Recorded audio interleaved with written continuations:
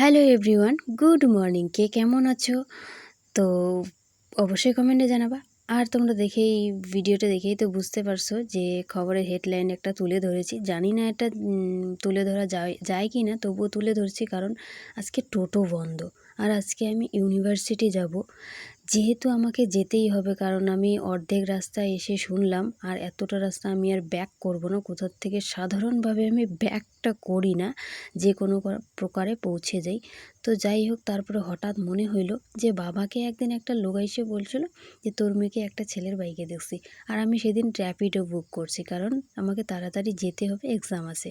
আর যেহেতু আমার কলেজটা অনেকটা, আমাদের স্ট্যান্ড থেকে 3-4 কিলোমিটার, 3 কিলোমিটার তো হবেই, কারণ ইঞ্জিনিয়ারিং কলেজ থেকে আরও 1 কিলোমিটার ভেতরে এনবিইউ ইউনিভার্সিটি সেকেন্ড ক্যাম্পাস। তো যাই হোক, ওইটার জন্য আমি র্যাপিডো বুক করছিলাম।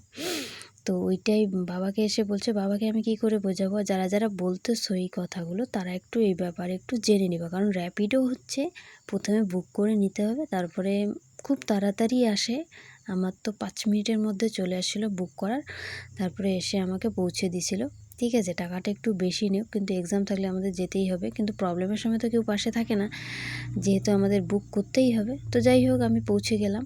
তোমরা দেখতেই পাচ্ছ, আমার কিন্তু খুব লজ্জা পাচ্ছিল, কারণ অন্যের বাইকে মানুষজন এই যে উল্টাপাল্টা বলে।